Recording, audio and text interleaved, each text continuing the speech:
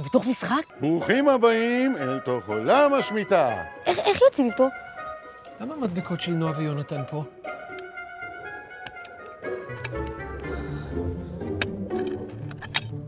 לא מבין איך המשחק הזה עובד.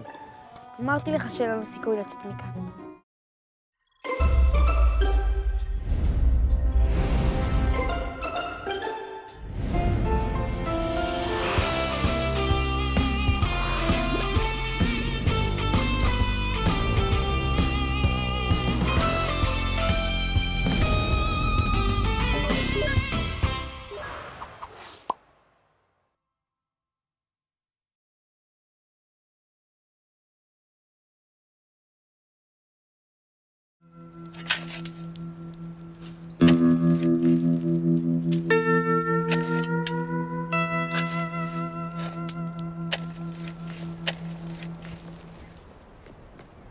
אני לא מבין.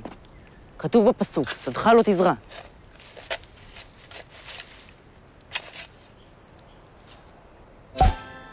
מה זה, איך הוא נעלם? אולי בגלל שאמרת לו מה שכתוב בפסוק. נכון, אז ככה עוצרים אותם. רגע, הוא חורש. לחוש זה גם פעולה של עצמך? לא יודע. רגע, בפסוק לא כתוב שום דבר על חורש, אז כנראה שלא צריך לעצור אותו. אחלה. מה הוא עושה? זה נראה כאילו הוא חותך את הענפים של הגפן.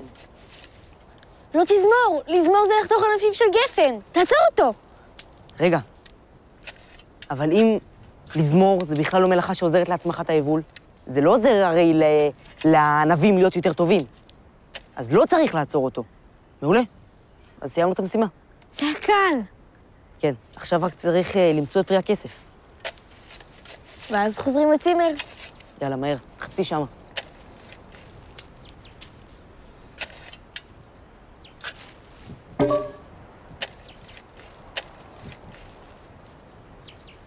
זה לא יכול להיות. צמח אמר שאם נסיים את המשימה, נראה את פרי הכסף. אולי פשוט לא סיימנו את המשימה. מה לא סיימנו? עצרנו את הזורע. החורש לא בפסוק. ואז אומר זה לא פעולה של עצמך. מה עוד? לא יודע, אולי זומר זה כן פעולה של עצמך. משהו... אולי הוא בכלל לא זומר. ברור, אולי הוא בוצר. לא יודע. מה אתה עושה? זומר. הוא ענה לי, זה עבד. יופי, תשאל אותו אם זה פעולה של עצמך. נו, איפה הם? אולי במגרש טניס. נו, אם הם לא פותרים את החידה הזאת מהר, אני אדאג שהם יישארו במשחק הזה לנצח, לנצח, נצחים, נצחים, נצחים. תגיד, חקלאי, זמירה זה פעולה של עצמך או לא? תן לי, אני יודעת איך לשאול אותם. חקלאי, בשביל מה אתה זומר? לאורך הזמורות של הגפן יש עיניים. מהעיניים האלה יצאו באביב ענפים חדשים, ומתוך הענפים האלה יצאו אשכולות הענבים. בתהליך הזמירה אנחנו למעשה מקצרים את הזמורות, וככה אנחנו משאירים עליהם רק מעט עיניים, כדי שיהיה לנו בהמשך פחות זמורות. למה פחות ענבים? לא עדיף שיהיו כמה שיותר? אם גדלים יותר מדי אשכולות ענבים, אז האיכות של הפירות תהיה נמוכה. סייבשוש. שמעתי את זה. רגע, אז אתה אומר שאתה בעצם חותך את הענפים כדי שיהיה פחות ענבים, וככה האיכות של הענבים תעלה. אז בעצם זמירה זה כן פעולה של עצמך. גוזרים את הענפים כדי שיהיה ענפים יותר טובים. לא תזמור! מעולה. עכשיו בטוח נמצא את פרי הכסף. תלכי לחפש שמה.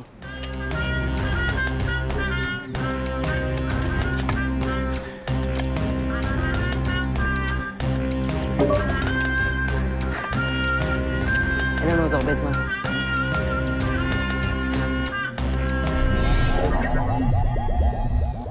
במקרה שאתם נתקעים וזקוקים לעזרה ממישהו מבחוץ, תוכלו להיעזר בחבר הטלפוני. חבר טלפוני? איך? בכיס החולצה שלך נמצא שעון. לחיצה על הכפתור תשלח את אחד השחקנים, לפי בחירתכם, ישירות אל השיעור של הרב רימון למשך 7 דקות, על מנת להשיג את המידע הנחוץ להשלמת המשימה. תלך אתה, אבל תזכור, יש לך 7 דקות. בהצלחה.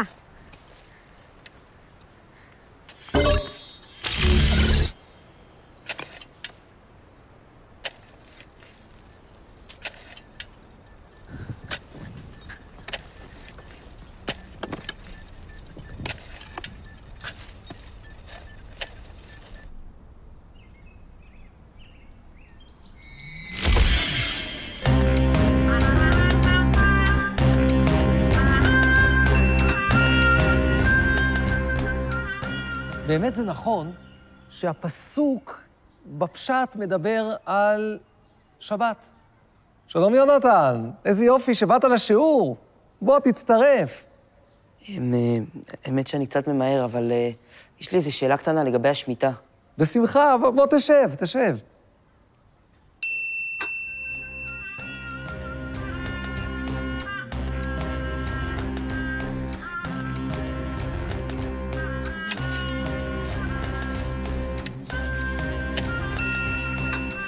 מה השאלה? זה לגבי מלאכות שכתוב בתורה שאסור לעשות בשנת השמיטה. אז למדתי שיש מלאכות שגורמות להצמחת היבול, זריעה וזמירה שכתובות בפסוק. יפה מאוד. אבל מה עם חרישה? זה גם מלאכה שנועדה להצמחת היבול, אבל היא לא כתובה בפסוק. נכון. חרישה זו מלאכה מאוד מאוד חשובה. מלאכה שהופכים בה את האדמה, עושים בה חריצים, תלמים, כדי לזרוע זרעים. וגם החרישה הופכת את האדמה, מעבררת אותה, הופכת אותה לרפויה, דבר שמשביח את האדמה ומאוד חשוב לגידול. למה לרשת את המושב במצלמות נסתרות? כי את גאון, אילנה. מה עושה כאן הרב רימון? הוא יעזור לילדים, הם יפענחו את המשניות הוא יעזור לילדים. הוא יעזור לילדים. זה מעולה, אילנה, מעולה. למה דואגת? נשמה חיים. הם יפתרו את הכל, הם יפתרו את המשחק, בזכות הרב רימון. בדיוק, אבל זה לא כתוב בפסוק. זה לא מלאכה שאסור לעשות בשנת השמיטה מהתורה. וואו, שאלה מצוינת, שאלה מצוינת. בפסוק הזה זה לא כתוב. אבל יש פסוק אחר, 6 ימים תעבוד, וביום השביעי תשבות, בחריש ובקציר תשבות. בחריש ובקציר, חרישה. רגע, אבל הפסוק הזה מדבר על היום השביעי, ולא על שנת שמיטה. השאלה שלך מצוינת. באמת, הפסוק עצמו נראה כאילו שהוא מדבר רק על השבת. אבל רבי עקיבא הסביר לנו שזה מדבר גם על שמיטה, שגם שם אסורה חרישה. רגע, אז חרישה היא כן מלאכה שאסור לעשות בשנת השמיטה מהתורה? נכון מאוד. אנחנו פוסקים להלכה שגם חרישה זו מלאכה שאסור לעשות בשמיטה מהתורה.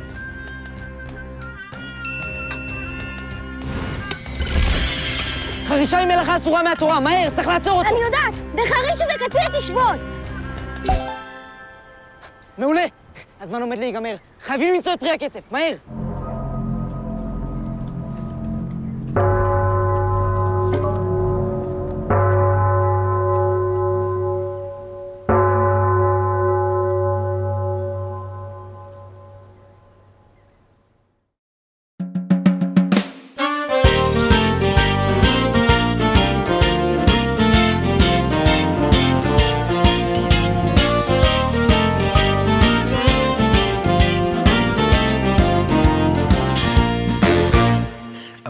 נשמה, רוץ ללמוד משנה. שאלתי איך לרוץ, איך בכלל ללכת. המשנה מרשימה, מאירה אך משונה, מעליבה אך נראית לי מסובכת. אמרו לי קח סרטון ובוא שיטה בדרך, והמשנה פתאום פשוטה ונהדרת. רוץ על זה איתנו בשמחה, עם החברים והמשפחה. נדלקתי ונדבקתי, פתאום אני חרוץ, אני יוצא כרגע לרוץ. לאן אתה רץ? לאן אתם רצים? אנחנו רצים למשנה. לאן אתה רץ? לאן אתם רצים, אנחנו רצים למשנה קונדת.